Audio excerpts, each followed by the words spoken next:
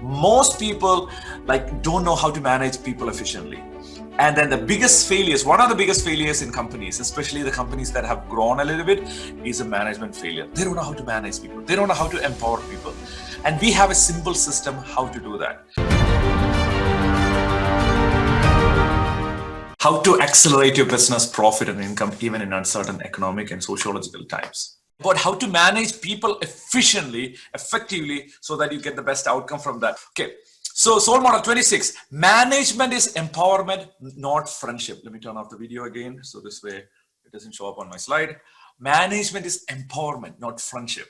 You're not building these people who you work with or people who work with you. They're not your best friends. You could be friendly with them, but you're empowering people, right? And soul model 27 is hire only A or A plus players.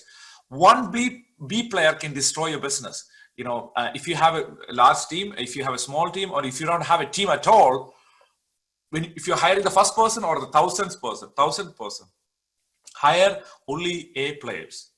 I would prefer to work with only A plus players, but A plus players are very difficult to find because they are this is kind of a dying species. But hire only A players, and I will explain what an A player and A plus player is. And soul number 20 is always underpromise and overdeliver. Always underpromise and overdeliver.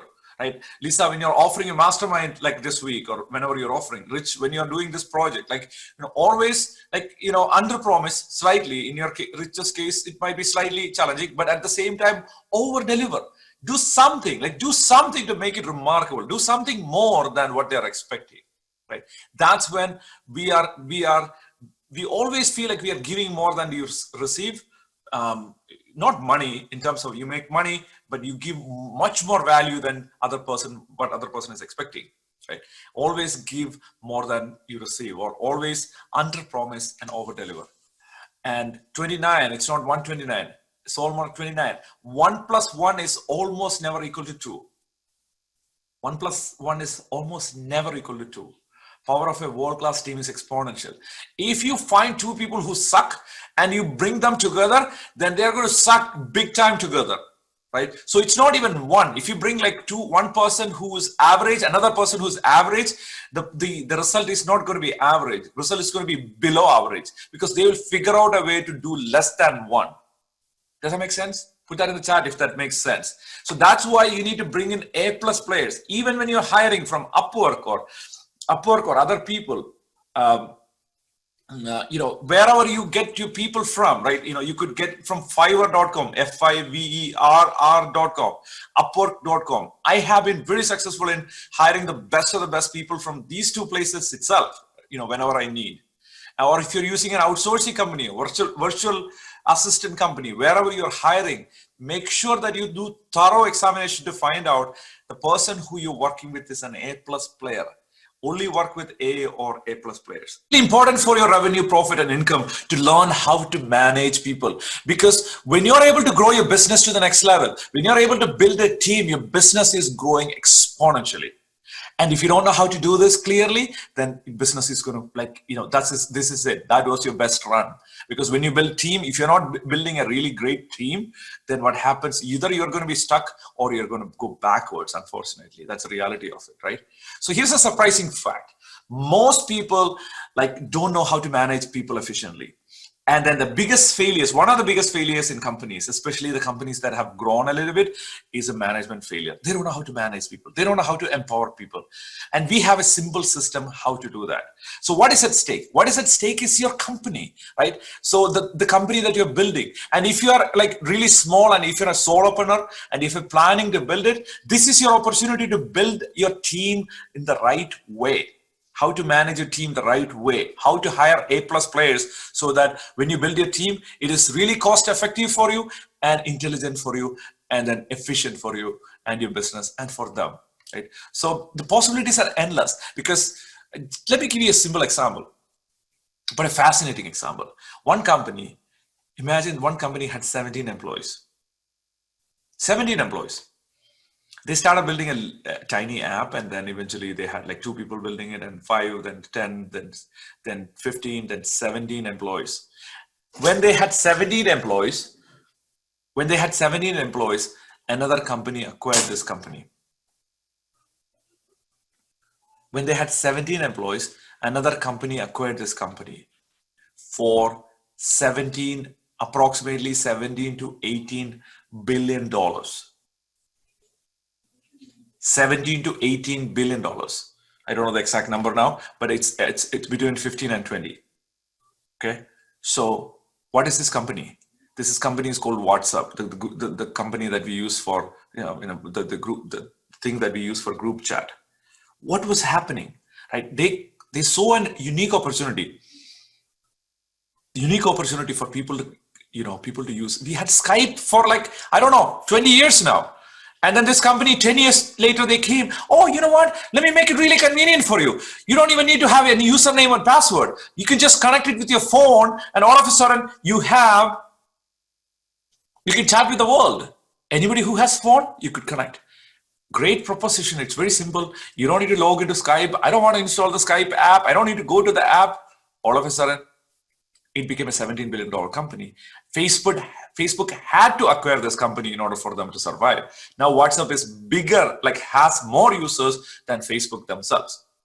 17 employees they had when they were acquired for multiple billion dollars by Facebook.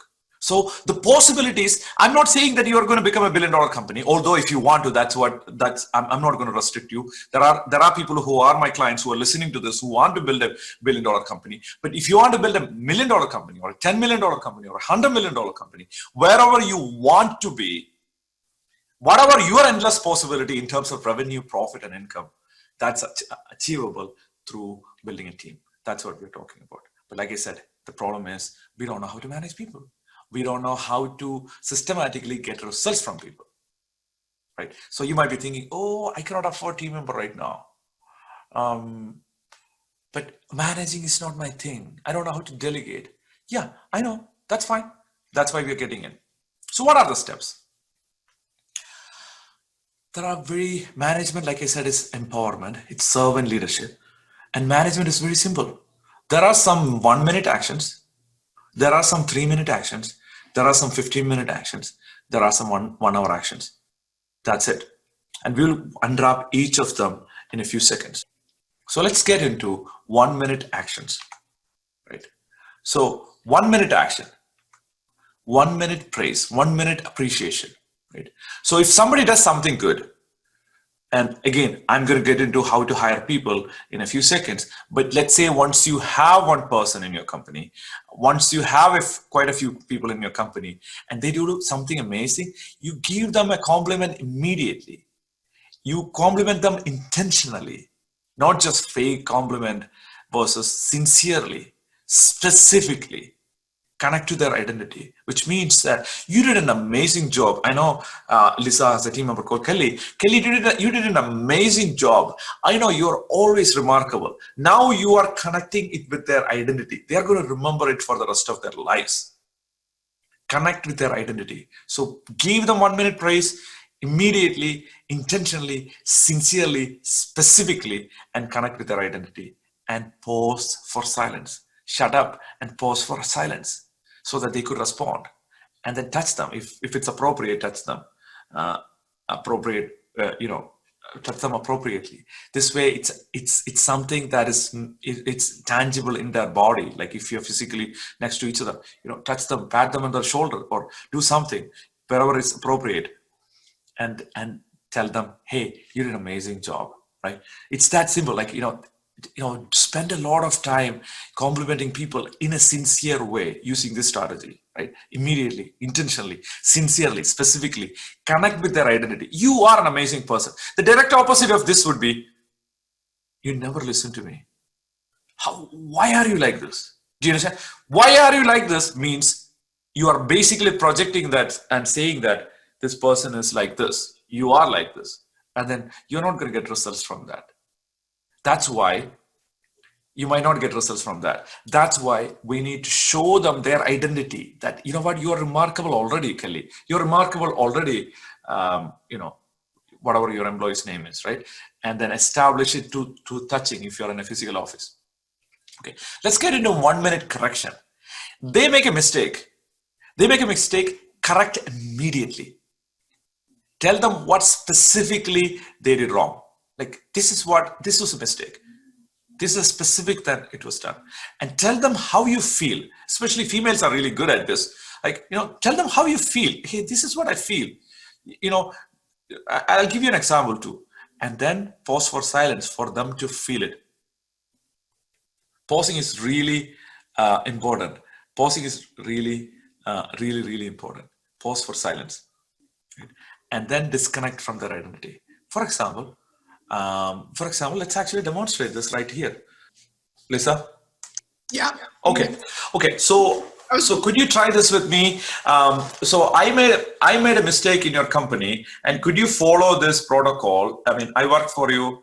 I work for you, and then I made a mistake. Imagine a mistake, and then correct me. Tell me what specifically I did wrong, how you feel, and pause for silence and disconnect from my identity. Ruble, you're better than this, or whatever way you want to disconnect it with me. Ruble, I know you are a remarkable person, but here's the thing. This happened one time. Please make sure that you don't do this again. So just come up with something. Okay. So Ruble, I noticed that there was a mistake on the email that you sent out. Okay.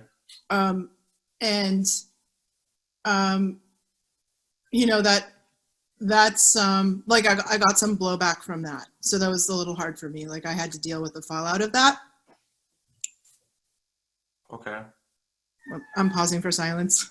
Oh, okay, got it. But I see. I mean, did you say what you feel? What did you feel? It was hard for me. So how I felt a little embarrassed because I had to deal with the fallout from that.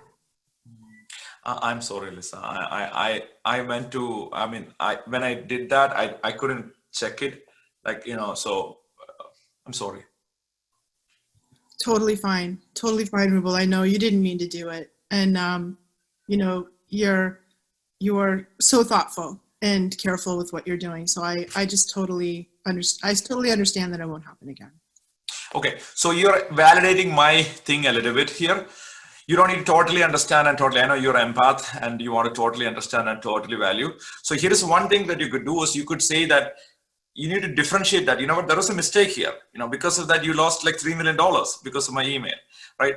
Imagine you lost $3 million, and in some people it might be like that, right? So you would say you could refine it to your personality for sure, Lisa. At the same time, you could say, I know this is one-off incident.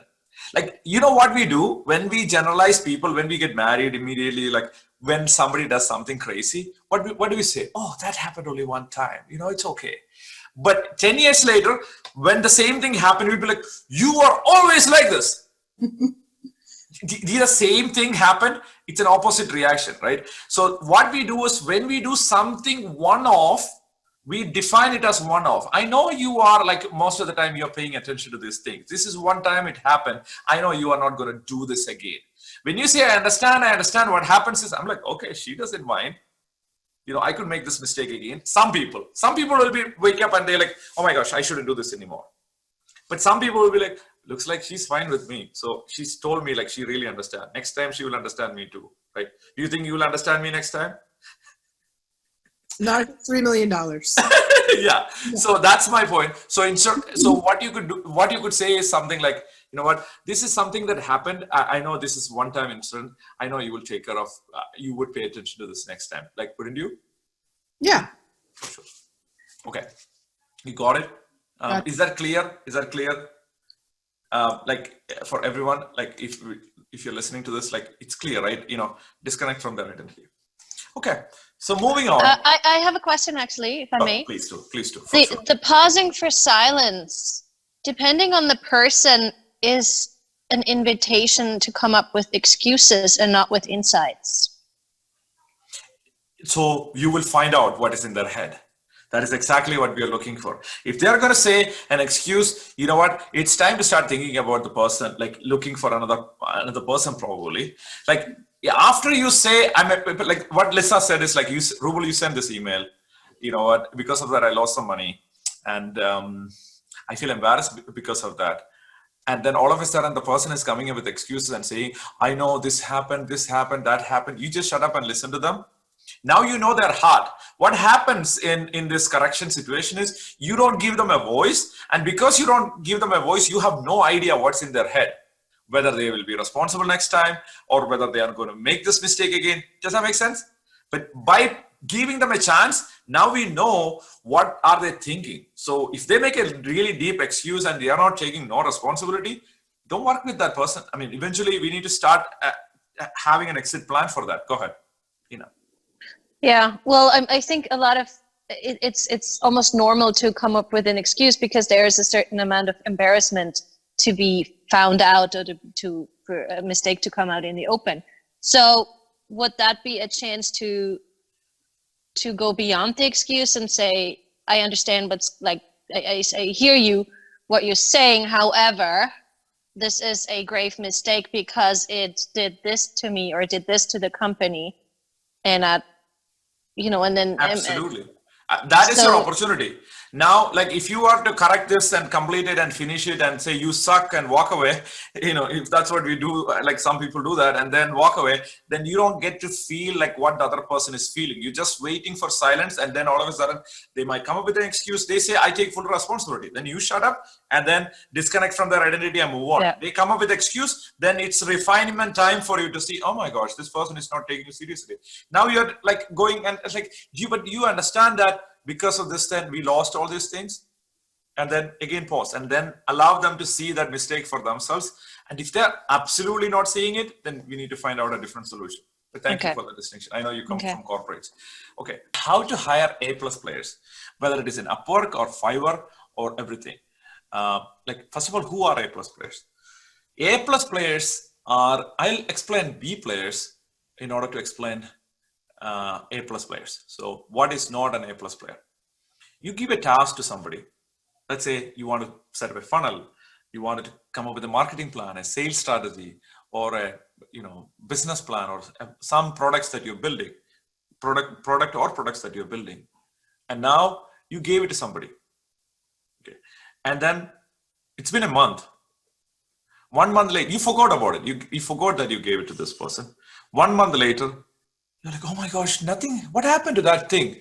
And then you go to that person and you ask them, hey, what happened to the product thing that we were talking about? Like, where are we, right? Did we make any progress? That's when this person is going to say, oh my gosh, I forgot to tell you, when you gave me that, I went to accounting and I asked them, do you have any budget for this? And they said, no. So I was waiting for them to respond to me. This is a B player or a C player or a D player. Does that make sense? They just wait around. They just wait around and say, oh, okay. I'm waiting for you. I was waiting on them. Like, they are responsible. Who's an A player? You assign something to A player or an A+ player. And they're running with this. And you don't respond to them. They follow up with you. They're on your case. Like, you don't respond to them. You don't respond to their email. They text you. You don't respond to your text. They'll show up in front of your house or office, 2 hours later, 3 hours later. That is an A+ player. A person who is self-led, self-motivated, a person who is willing to take the things as if it's their own business, as if it's their own play. That is a person that we are hiring. There are so many clues to find out who these A+ players are. And one of them is, ask them, what were your failures? Thank you, Ina, for bringing that contrast about the excuses into the conversation. That is exactly what we're going to talk about now. Ask them, when you're interviewing them, let's say from Upwork. First of all, if you're hiring somebody from Upwork or Fiverr or from Workforce, you're hiring a physical person, online, offline, anywhere, this is how you interview, right? Ask them, when you go through the standard recipe or interviews, but ask them, what were your biggest failures and mistakes? And they might tell you this, right? And if they're saying, I don't have any failures and mistakes, they're liars, right? Everybody failed in something. Most of us failed in something, right? So ask them, what lessons did you learn? Now you pay attention to them very closely. What are they saying about the lessons learned? Are they just plainly coming up with excuses? What excuses? Are they talking about lesson learned or excuses made? Even when they're talking about lessons learned, Are they going to talk about excuses? Are they going to say that, oh, life is unfair to me because of this? You don't want that person in your team, right? You want to find out these people who say that I had this mistake. You are looking for a person to take responsibility for their mistakes and a person who is going to drive the things forward. And then if you are planning to hire somebody for long term, get them through several hoops. For example, ask them to do a 3-minute video. Ask them to do a 3-minute video on like how you are a fit for this company. Every time I had somebody, I asked them, hey, give me a 3-minute video on like what are your strengths and then why this is really important. If they don't send me the video, they don't get hired, right? So that is one thing. Get them to go through hoops, like, like unnecessary hoops if needed, like 2 or 3 steps, and ask them to do this and this and this. And then if they're not an A+ player, they'll give up and go. Keep in mind, whatever work that you have for them, if they're not willing to perform that right now, they're not going to perform it after. When they're dating, if they're not kissing you, when they're married, they're not going to kiss you either, right? So that's how it's going to be. So that's why we need to, send them through hoops, but be optimal about it. But I do go a little bit overboard sometimes. But the idea is, for me, I want to filter those people. Out of the 100 people, you might get only like 1 A player. Out of 1,000, you might get only like, probably 2 or 3 A+ players, right? Because they are very scarce species in this planet. Because there are so many B players and C players in life. And if you have an A player on your side, you are motivated. Like you wake up and you don't want to do your stuff. You don't want to do your power ceremony. You don't want to do your, floor time. They're like, okay, ma'am, what happened? Like, madam, what happened? Like, sir, what happened? Like, how can you do this? Ina, how about this thing? We were talking about this particular thing. And then what is the status on that? And they will get you started and they will be driving your organization. So hire only A+ players. Now, second question, what are your biggest accomplishments? What are you most proud of? And listen, like, what are they saying? Are they faking it? Like, are they talking about biggest accomplishment as in the biggest, the initiative that they took? Like going above and beyond, is that what they're saying? Or are they talking about like regular things that they did? Right? Pay attention. If this person has the characteristic of what I told you like a few minutes ago, when you assign something to them, is this a person who will run with that and complete it and come back? That's it. Complete and come back. And you are stopping them. They will show up and say, hey, Ruble, James, Rich, Bhavna, by the way, you didn't do this thing. Can you take care of this? And you're like, okay, sure. And then you still did not act. They will come back and tell you, hey, James, I told you about this thing, but it didn't happen. Like, what's the status? Those are the kind of people that we want in your team. And final question is, what's your best guess when you're interviewing them, people in Upwork or Fiverr or anywhere that you're interviewing people? Like there is a website I shared with you with a group on how to hire people from Philippines. Like wherever you're hiring these people, ask them, whichever culture they are, like, what's your best guess your old boss will tell me as your strength, weaknesses, and overall performance in a personal reference interview arranged by you? If they're a B player, you know what the first answer is? I don't think I could arrange a personal reference interview with my boss. I don't think they'll do it. But those who have big businesses here, people who have like done major growth in their businesses, you already know that if an A+ player worked with you and they were remarkable, they want to do an interview with the prospective employees, you will do it for them. You will always do it for them. That's the key clue to let us know that, you know what, this is a B player. They might be able to trick a little bit on the first and the second. The third one, when you ask them, hey, what is the best guess your old boss will tell me as your strength, weakness, and overall performance in a personal reference interview arranged by you? They'll be like, so listen, and then you might not even need to do the interview, but listen, like, what are they saying? What are the strengths and weaknesses? And see, is there any red flags in it?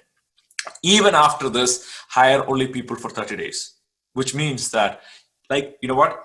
I feel like you are really good, but here's the thing. Before I hire you as an employee, I would like to test, like, if this is a good relationship for both of us. And if this work out, great. But 30 days, you could be part of the organization. We'll be paying you the full salary, But at the end of 30 days, if either of us feel that, you know what, this is not a good fit for us, we can part ways in a very friendly way. Now show me the money the first 30 days. Like, what are you going to do in the first 30 days, right? And then people work really hard. And if these people are really showing the results, then you make them an employee. Otherwise, you don't hire them. Even if they're a contractor, tell them, hey, for 30 days, I wanted to see how you're performing. I'll pay you, no worries. But after 30 days, if I see that you're performing, that's when I'll be inviting you to be part of my long-term team. Right? So after you doing all these things, by the way, in Sappos, if you could work for 3 months, at the end of the 3 months, you feel like you are not a fit for the company, they'll pay you one more additional month of salary.